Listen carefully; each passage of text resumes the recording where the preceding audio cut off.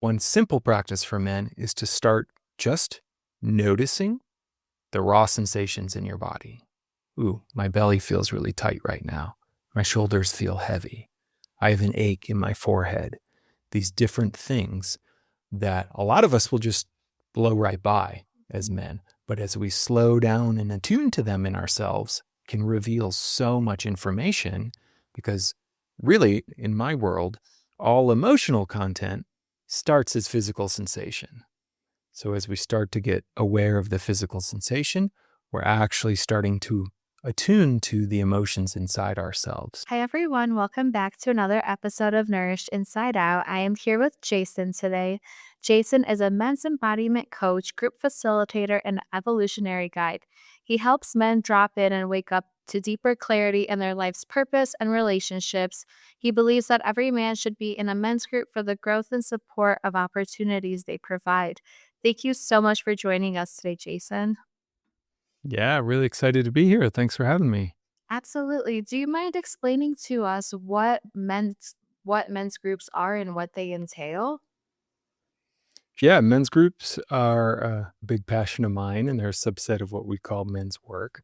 But men's group is basically the idea that for most men, they actually grow best, grow fastest together. So in community. I think as humans in general, we tend to thrive in community, and men in particular really need it because culturally we're set up to not have a lot of it, to avoid it in a lot of ways. Men's group um, is a little different than the normal way most men are taught to connect and relate, which is through what I call triangulation, right? Me and you have our attention on some third thing, and we bond through that. Might be a TV with a sports game, fishing, some kind of activity is where our attention is. And through that, we feel hopefully connected. The problem with that is the connection isn't necessarily the deepest. And so men can, by default, often spend a lot of time with other men, but not actually get real and get connected about what's happening inside of them. So, one of the most simple definitions of a men's group I talk about is what happens as men when we take our attention and turn it towards each other. Hey, what's happening inside you right now in your life? What's good? What's hard? Where are you hitting the mark? Where do you wish things would be different? And so a men's group is an intentional group that guys get together in to get real about life. And what this allows for is it helps them get supported when they're down or challenged or stressed or overwhelmed, and also helps us be held accountable when there's something important we want to move forward in our lives in some capacity. That's incredible. It's not talked about enough. A lot of times, it's a lot of women focusing on women's groups and creating those communities, but not the men's. So I'm curious, how did you get into this and how long have you been working with men's groups? I got into my first men's group back in 2006. So it's been coming on 20 years soon. And I got into it because I needed it. I was a young man. I was lost. I was having a lot of challenges with dating and relationships, with career and purpose, and in general, just feeling isolated and not feeling very good in my body. And like a lot of guys, I didn't really know what to do, Mhm. right? To feel differently, to get the action and traction, so to speak, that I needed. And I got very lucky where I was living at the time, did get exposed to a men's group and kind of got on-ramped to a whole path forward that really transformed my life. And after doing that for about 12 years, I just started talking about it all the time because it was really valuable in my life. And lo and behold, as I talked about it, men started asking me, hey, can I come to your group? Can I come sit in? Can I come join? And the group I was in at the time, we literally met in my friend's office. He was a therapist out in Los Angeles, and we could only fit 8 guys. Like it just wasn't big enough to have more men come in. And so that kind of got me on the path of, well, what if I start leading a group so other guys can come and experience it? And I started leading groups out of my living room, did that for a number of years, and then things just kind of took off from there. And so I've been really leading and passionate about groups since about 2017. And now it's my mission to get every man into a group. Wow. What are some common challenges that you see men face when they come to these groups that you host? Yeah, some big ones are men by default, I would say, aren't as good at connecting. And so the MO for a lot of men, what we're taught, what a lot of us are actually taught masculinity is invulnerability. Be tough. Hold it all inside. Don't show any weakness. Don't show any emotion. And definitely don't ever ask for help. And so a lot of men are moving through the world, literally tense, holding all kinds of stress inside their body, and they have no one to talk to about it. And so a lot of guys come to me feeling isolated, feeling lonely, feeling completely burnt out or stressed, just like my body is breaking down, oftentimes having autoimmune disorders, different physical ailments. It shows up in our actual physiology. Sometimes men have lost a job or have been stuck looking for a job for a long time. And for many men, and one of the reasons I focus on it, they're in pain around intimacy and relationships. Either their partner has just left them, is threatening to leave them, or they've never been able to magnetize that partner that they've really been looking for their whole lives. And so it's a huge range that'll get men in, but oftentimes, maybe to summarize this, for better or worse, oftentimes what it ends up being is men are just in a lot of pain, and so much pain that they can't hide it anymore. Can you give us an example of what a healthy masculine man would like the traits and qualities that he would have versus because you just talked about if they're not being open and vulnerable about who they are and their emotions, it can definitely spiral backwards. But what are some healthy traits of masculinity? Way to think of it is the templating a lot of us men are given are usually kind of what I call three archetypes, none of which are very good. One, there's the kind of traditional macho man, right? This is the guy who kind of goes for what he wants, takes what he wants, has a certain type of leadership in him, can often be aggressive, domineering, and shows no vulnerability, right? This is the so-called tough guy. And we have a long history on our planet of seeing what happens when those men are left to their own devices and given all the power, right? They take what they need from women, from children, from others, economically, environmentally, without any thinking about the impact, right? They're just not thinking about impact on others. And so there's that kind of just taking only, showing no weakness thing. That started to become very clear that there were some problems with that, right? In the last couple hundred years, and particularly about 40, 50 years ago. And the pendulum started to swing towards one of the other things that is modeled for men these days, which is a lot of guys I work with classify themselves as this, and so do I, is the nice guy. So the nice guy actually emphasizes other people over himself. So he wants to be a safe presence in the world. He doesn't want to seem aggressive. He's very accommodating, very often emotionally attuned. But in the process, he often loses touch with his own sense of power, sexuality, and even capacity to set boundaries, right? To say no to things like, hey, how you're treating me, that's not okay. Or, hey, I can't work overnight tonight. I have to go be with my kid, whatever that might be. And that hasn't worked for a lot of men. And then kind of swirled into this mix is what I call the stoic. The grandfatherly stoic is often the image we get of kind of, a boomer who maybe came back from one of the gnarly world wars, but never once talked about it, right? Just shows up, is present in life, does their work, fulfills their roles and obligations, but doesn't share anything about what's happening inside them. So, a good man in a lot of ways, but oftentimes deeply, deeply suffering inside, but just unable to call in anyone to help them. Now, the problem with all those is they don't really work, right? They don't lead to happy, healthy, thriving, vibrant men. And so a big part of what we do in men's group is we start to create the model for, well, then what's the healthy version? And as I say, it can really kind of be simplified to it's a man who does have touch with his body, his power, his desires, his wants, and yes, his sexuality.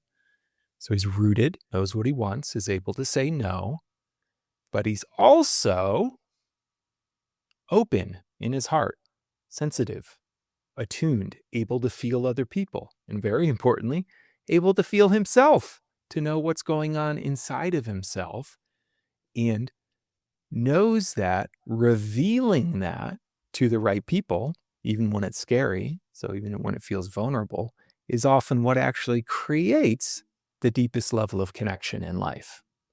And connection is the medicine for pretty much anything these days. It's a tonic that cures almost all ills. When we're feeling connected, we feel a lot more powerful and able to handle the stresses of life. And then last piece I'll say is integrated man, as we say, is also deeply aware.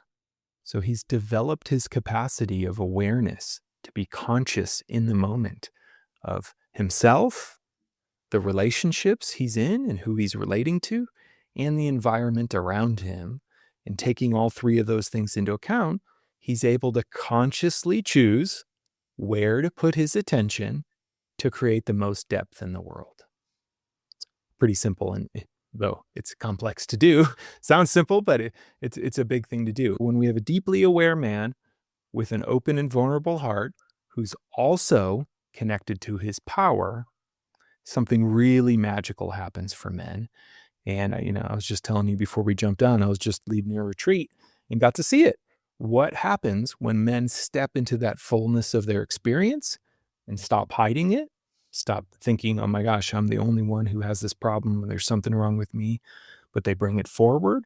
They're willing to feel themselves in a group context. They come back alive. They feel deeply connected to the group. It's pretty wild seeing men's bodies transform, relax, open, soften, more energy and color comes to their skin, their face. They're just more alive. Thank you for sharing that. I know you were talking a little bit about how men will open up and be vulnerable with themselves and the people around them. How can men start to learn to be more vulnerable? What are some tips that they can do in their day to day life to be more vulnerable?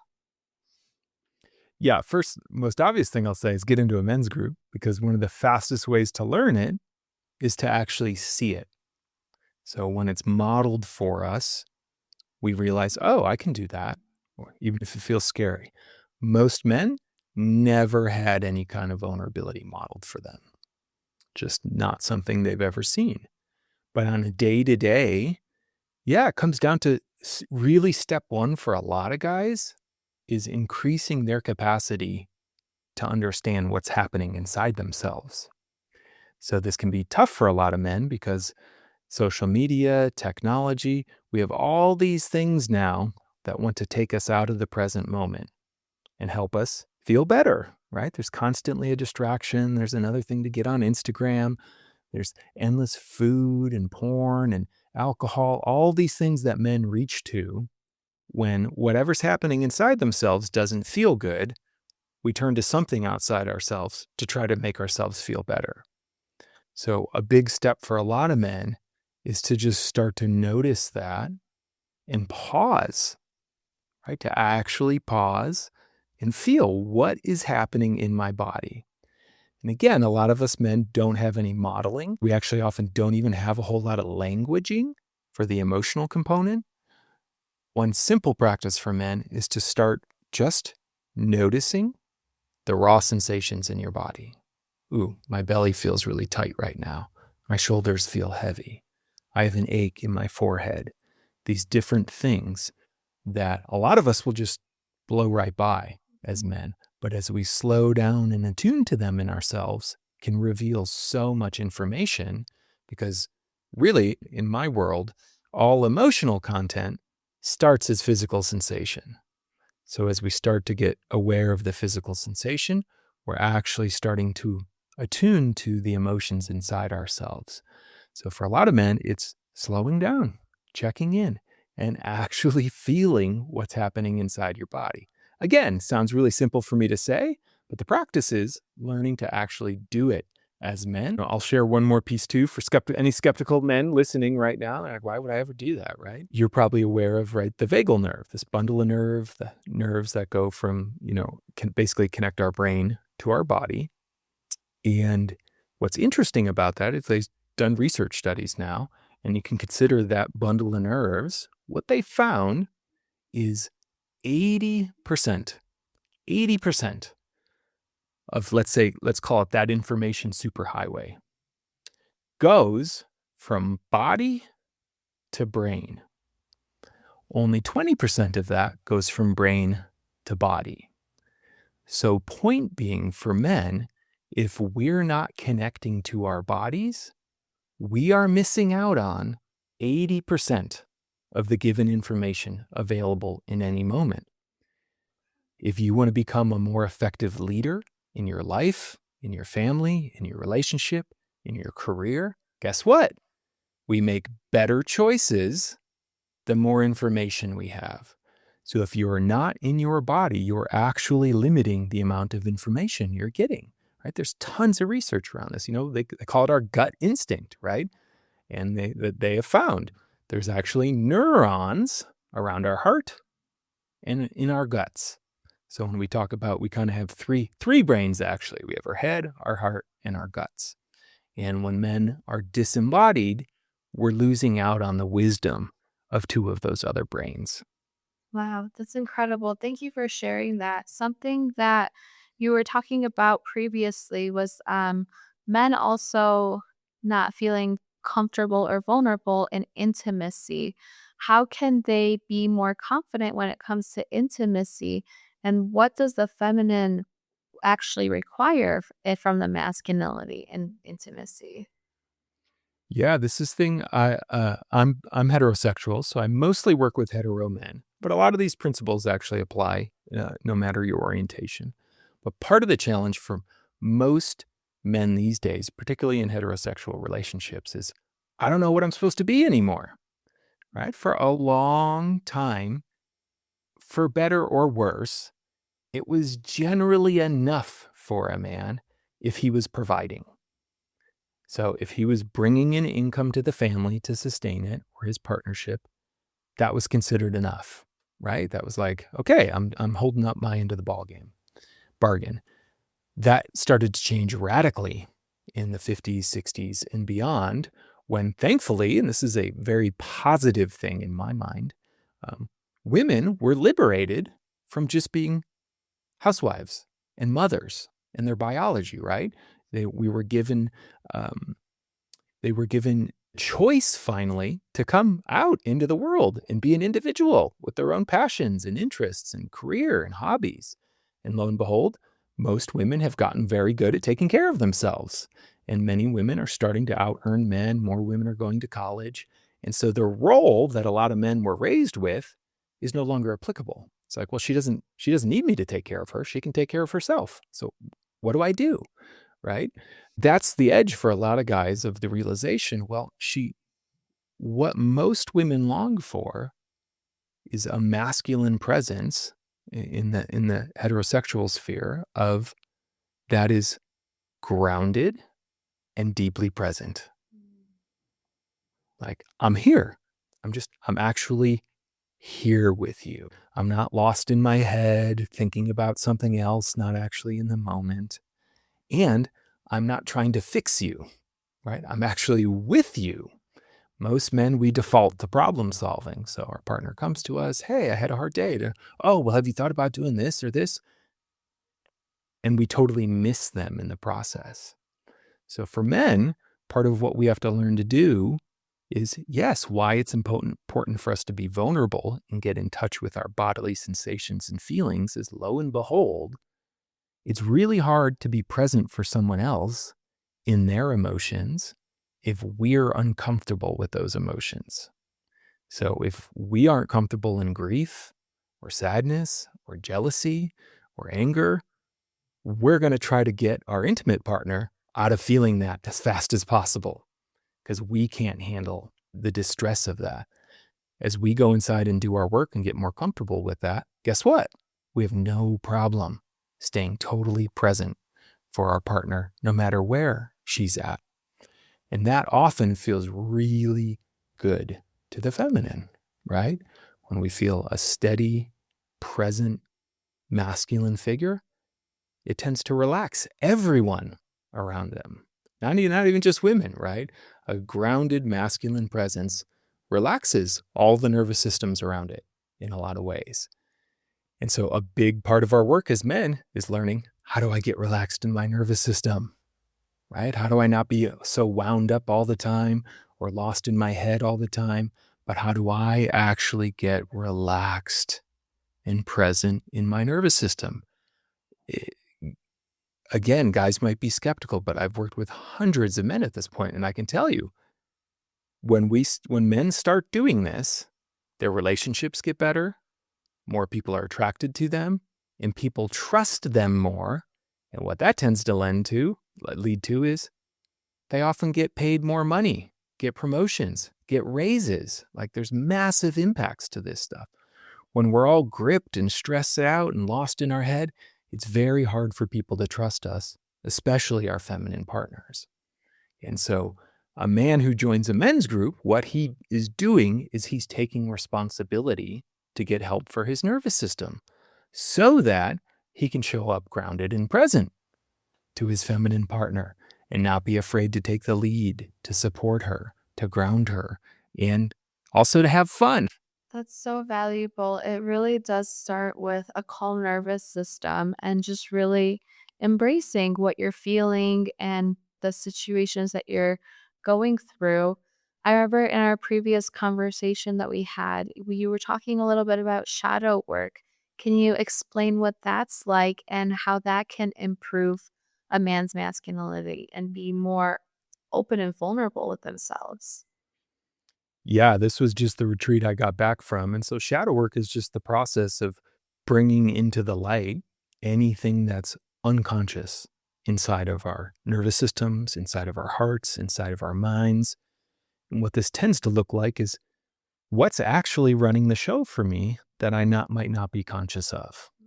And this is where a lot of men will to do this work when oftentimes men will have this experience of, I don't understand why I keep doing this thing.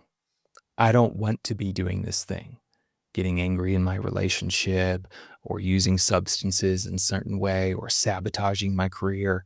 Like there's these things that will start, these patterns that show up and we're like, I don't want to do that, but why am I doing that? And then it feels like this inevitable train wreck sometimes, like, oh my God, it's happening again. And here we go. Shadow work is the process of illuminating, okay, what's really underneath that, right? What is in our unconscious beliefs and behaviors and wounding that has us trying to avoid some kind of experience. And for a lot of guys, some of the biggest shadow content is just unfelt emotions from earlier in life, often going all the way back to childhood and sometimes infancy. It's pretty wild. This stuff really does show up in our nervous system and our tissues. And so the capacity for men to have a safe space to get to the feelings that are often underneath a lot of their behavior, right? So there's something that they don't want to feel that drives their behavior. Shadow work is the process of illuminating that. And when we actually go towards the feeling, it no longer has a grip over us. And we get to move from that place that is so common of unconscious reactivity to conscious response. Oh, hey, here's what's happening right now. And this is what I'm going to do versus pure reaction, whether that's in anger or shame or grief or a lot of the different things that men kind of hold tightly inside. Put an even finer grain on that. For a lot of guys, it ends up being just unfelt pain they've been carrying. You know, some guys I've worked with who've literally carried stuff for decades. decades, things they've never shared with anyone, emotional hurt inside, sometimes physical hurt inside. Um, and so shadow work's the process of bringing that out. And why that's important then is particularly around emotional content. One way to think about emotions is anytime we don't want to feel an emotion, there's an actual physical musculature to it in our bodies. So if you imagine, I came up to a young, 4-year-old boy who was grieving and crying and deeply hurting, and I just walked up to him and was like, "Stop crying." How he would do that is he would hold his breath and his whole body would tighten up. And that tension accumulates over time. And so men start to walk through the world holding an incredible amount of emotional tension. It takes energy to not feel. This is the really kind of paradoxical thing. So anytime we're not feeling an emotion, we're holding it in our nervous system. And it's actually kinking off our life force, prevents our full vitality from coming through because now it's being used to keep this feeling in place. As we liberate that with shadow work, like I said, what I see is men become more alive. There's more energy in their face, blood flowing through their system, bigger smiles, deeper feelings. They just come alive. And lo and behold, it's better to feel alive generally than not. And as men come alive, they feel like they can engage more with life again. And they have energy to once again direct towards the things that matter to them the most: their kids, their intimate partners, the work they really want to do in the world, their own health, etc. That is so true. I like that example that you gave of the 4-year-old who's crying. That's more common than it should be, in my opinion. We've all experienced that at some point or witnessed a 4-year-old getting told to stop crying. And that doesn't do anything. It really holds in that trauma and it really does get stored into our body, and it does push us to move differently and not in a positive way. We're holding so much tension, whether it's in our minds and our muscles. Kind of like what you were saying earlier, too, like in the shoulder or in the arm. Yeah. It doesn't matter. It's when stored in there, you're not yourself and you can't fully be yourself. So I completely agree with you on that. And you were talking a little bit about your retreats. Can you talk a little bit about those? And are they in person? Are they virtual? Yeah, I do a lot of work with men, some of which is virtual, but also a lot of which is in person, right? Actually getting in the physical room with other men, which in itself can be a really big deal and very vulnerable for some men. Way more men than I think people realize have suffered bullying, abuse, taunting from other men, whether it's in their family or their peers. And for some guys, literally just stepping into a room with other men feels like a big challenge because they have very few reasons to trust that they're not going to get hurt. So the beauty of this, though, is a good men's group live retreat kind of experience where you're actually getting in the room gives your nervous system a place to install a new possibility and template of, oh, men can be safe too. I see that a lot on my retreats. And on retreats, in shadow work retreats, we go really deep, trying to get into the kind of the root of what needs to be felt inside a man to become conscious in their patterning, so they have more possibility in their lives. Other retreats I run are a lot about just embodiment. How do we get into our bodies as men? So there's a lot of physical practice, often meditative practice, breath work, different yogic moves that are generally hard, right? They're physically uncomfortable, but they're often what bring us alive. So for men, the challenge of it often brings us into our bodies and we get connected to ourselves again. We start to feel that energy and really just start to feel more. And so I've been incredibly impressed over the last, 5 years of how much transformation can happen just in a virtual container like you and I are in right now over Zoom or in a virtual program. And there is just something really special that happens in a physical retreat when you're actually around other people, and touch can become involved, which is again something that most men I work with are chronically malnourished in. Chronically, just have very little touch or connection in their lives outside of maybe sexual intimacy and maybe their kids. And for, again, many reasons that gets kind of drilled into us as men, never touch another man, otherwise you might be considered gay. These awful things that get drilled into men. And unwinding that is one of the great joys of this work, of seeing men be able to connect and support each other and learn to actually hug each other. And again, how much more alive men become on the other side of that as they get nourished and they realize, wow, there's this whole potential um, place for nourishment, touch, and connection here I never knew about before. And what I've seen time and time again is as men get nourished in that way, it takes away some of the neediness and pressure that they often put on themselves to get it from an intimate relationship. And lo and behold, that often leads to much deeper and better connections.